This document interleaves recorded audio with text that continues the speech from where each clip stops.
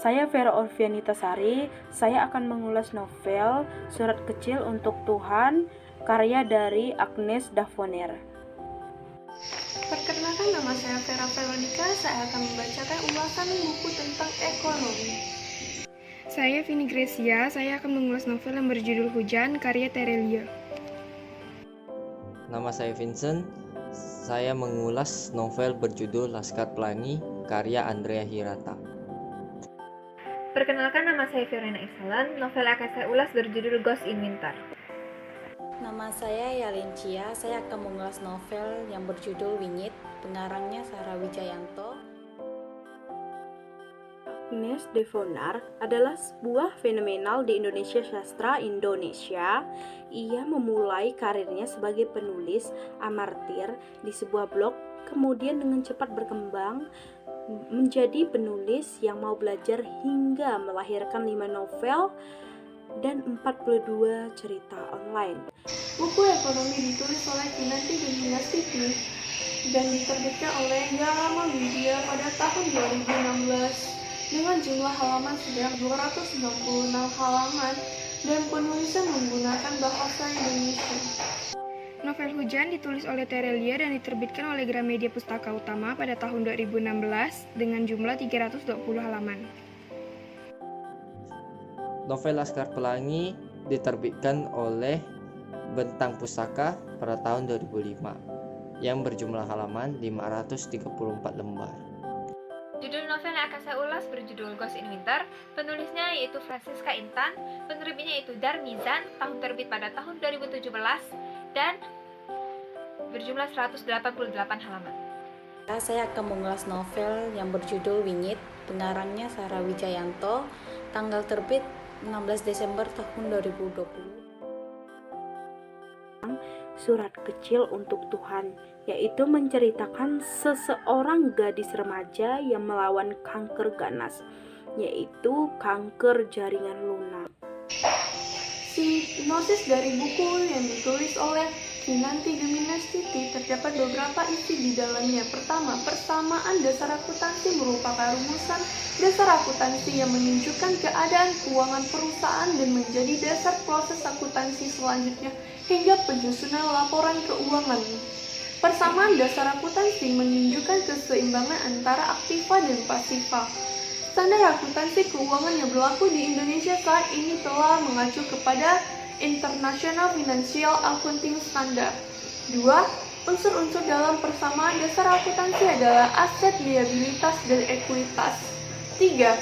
Aktiva adalah seluruh kekayaan yang dimiliki oleh perusahaan yang bersifat lancar maupun tidak lancar, sedangkan pasifa adalah sumber pembelajaran kekayaan bank dalam bentuk modal dari pemilik maupun pinjaman dari kreditor. 4. Liabilitas adalah seluruh kewajiban perusahaan kepada pihak lain yang harus dilunasi ketika sudah jatuh tempo. Liabilitas terdiri atas liabilitas jangka pendek maupun jangka panjang. Ekuitas adalah hak atas kepemilikan atas jumlah kekayaan perusahaan yang berasal dari pemilik. Faktor-faktor yang memengaruhi jumlah ekuitas adalah setoran, pemilik, pengambilan pribadi, pendapat, dan juga beban. Novel Hujan ini menceritakan tentang dua tokoh utama yaitu Esok dan Lail. Keduanya dipertemukan pasca gunung meletus di tahun 2042. Esok yang memiliki nama lengkap Soke Bahtera ini merupakan anak muda yang jenius dan pintar. Ketika ia berumur 16 tahun, ia berpindah ke ibu kota untuk meneruskan sekolahnya. Lail adalah tokoh wanita yang sederhana.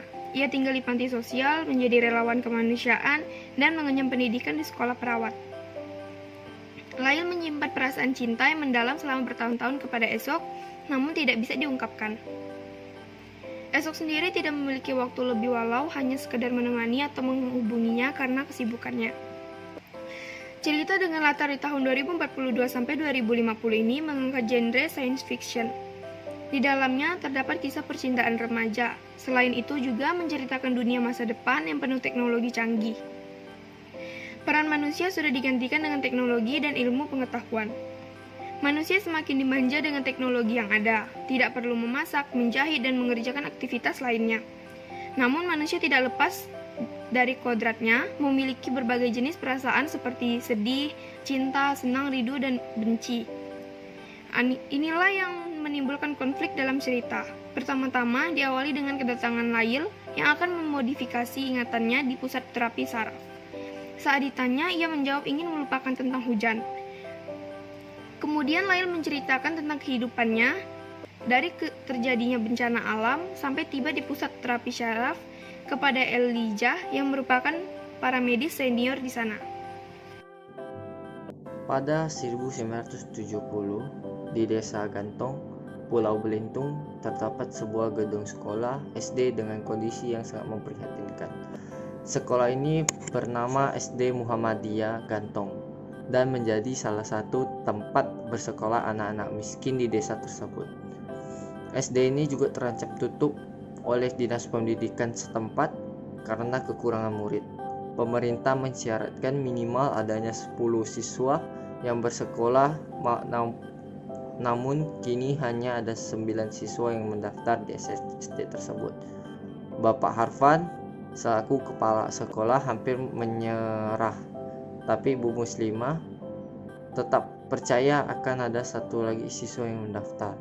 Nasib sekolah terselamatkan dengan hadirnya Harun, siswa keterbelakangan mental, dan Lintang, siswa miskin tapi jenius. Sejak saat itu, Bu Muslimah dengan keikhlasan hatinya mendidik ke-11 muridnya dengan segala keterbatasan dan menamai mereka dengan julukan anak-anak Laskar Pelangi. Novel Ghost in Winter menceritakan tentang Pak Suin yang baru saja kehilangan kedua orang tuanya dan dipindah paksa oleh kakek dan neneknya ke Busan dan meninggalkan kemewahannya di Seoul. Mereka ingin Pak Suin belajar mandiri karena dia adalah pewaris tunggal kakeknya. Sayangnya Pak Suin bertingkah sesuka hati. Dengan penuh kuasa dia mendatang para guru dan memperlakukan salah satu siswa Kim Yong Nam dengan buruk. Tingkah Pak Suin memicu kebencian di hati Kim Yong Nam dan membuatnya bersekutu dengan Dewi anaknya. Satu persatu teman dekat Pak Suin mengalami kecelakaan. Dia tinggal menunggu giliran saja hingga Kim Yong Nam dapat membalas rasa sakitnya.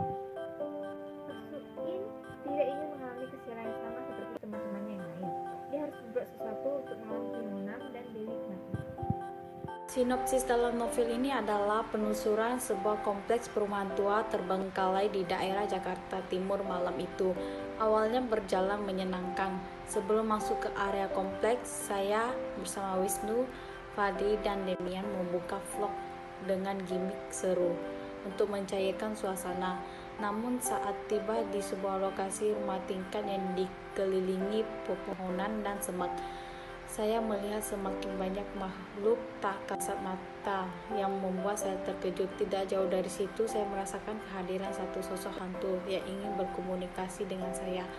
Hantu tersebut ternyata berwujud seorang anak kecil. Fadi mengambil alih penelusuran saat makhluk tersebut berkomunikasi dengan saya. Selanjutnya kami menyebutnya hantu anak kecil tersebut dengan nama Adik. Ia memiliki kebiasaan mengangkat kaki kanannya lalu menggesekkan tulang kering kaki kanannya ke betis kaki kiri seperti merasakan gatal. Ternyata Adik tidak sendirian. Ia bersama dengan seorang kuntilanak yang ia panggil Tante. Adik bahkan menunjukkan di mana lokasi Tante berada, tepatnya di sebuah pohon. Inilah penelusuran kisah Adik dan Tante Kun. Kelebihan dari novel Surat Kecil untuk Tuhan ini seperti kisah yang mengusung tema perjuangan dan kehidupan nyata yang dialami gadis pengidap kanker yang sangat memberikan inspirasi. Kelebihannya juga terdapat di amanat dan pembelajaran yang kita dapat setelah mengetahui kisah itu. Kelebihan pada buku yang ditulis oleh Kinanti University, khususnya di kalangan mahasiswa menengah ke atas, memperjelas secara rinci tentang dasar akuntansi yang ada di dalamnya, serta dasar-dasar akuntansi yang mudah dipahami. Buku ini sangat menjelaskan tentang detail dasar akuntansi, disertakan contoh yang diberikan sangat mudah dipahami. Buku yang sangat bagus untuk pemula seperti sekolah menengah ke atas. Keunggulan dari novel Hujan ini adalah topik yang diangkat dalam cerita dikemas dalam bahasa yang ringan dan gampang dipahami. Meskipun cukup tebal halamannya, namun alurnya tetap bagus, sesuai jalan cerita, tidak dipanjang-panjangkan ataupun diperlambat sehingga tidak membosankan. Cerita tidak bertele-tele, jalan ceritanya sulit untuk ditebak sehingga membuat para pembaca menjadi penasaran. Banyak kejutan-kejutan menarik yang sebelumnya tidak pernah terpikirkan. Ketiadaan sinopsis pada sampul belakang dan daftar isi mengundang daya tarik pada novel karena sukses membuat semua orang penasaran untuk mengikutinya sampai akhir. Kelebihan novel Laskar Pelangi adalah yang pertama, cara penyampaian cerita yang khas dan berbeda dari yang lain. Yang kedua, terdapat kritik sosial terhadap pemerintah tentang pendidikan, khususnya di daerah-daerah terpencil. Yang ketiga, menggambarkan persahabatan yang erat dengan antar sesama siswa dan siswi. Yang keempat, mengajarkan kita untuk selalu tabah atas segala situasi. Yang kelima, terinspirasi dari masa kecil penulis.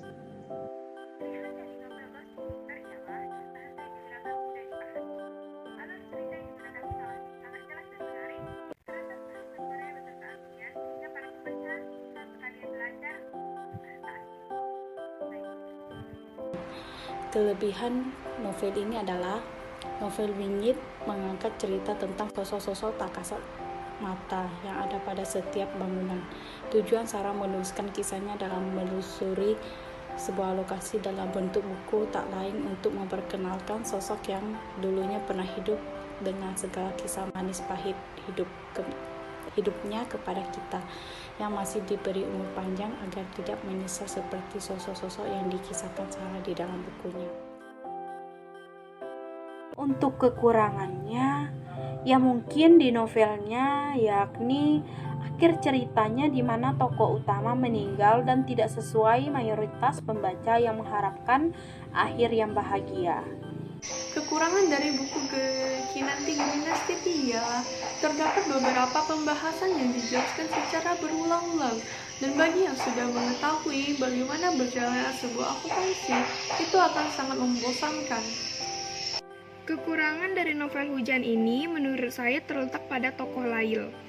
Tokoh Lail dalam novel sebagai tokoh utama tidak memiliki karakter yang kuat. Lail digambarkan sebagai tokoh yang lemah dan tidak memiliki inisiatif apapun.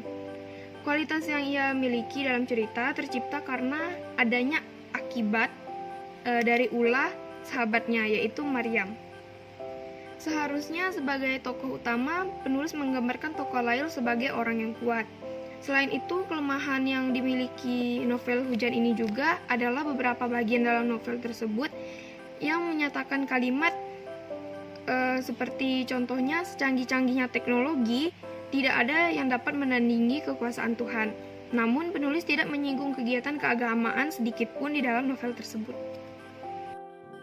Kekurangan novel Laskar Pelangi adalah tidak menjelaskan secara rinci tentang waktu kejadian.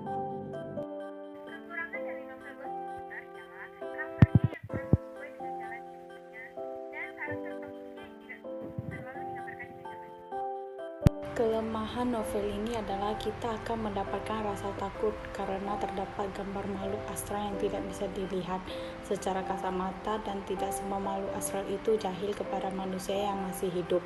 Buku ini juga menceritakan kisah hidup seseorang yang sudah tidak ada dan sosoknya telah diserupai oleh jin yang bersifat tahayul. Oleh karena itu, tidak semua orang percaya dan peduli dengan adanya sosok tak kasat mata. Terima kasih.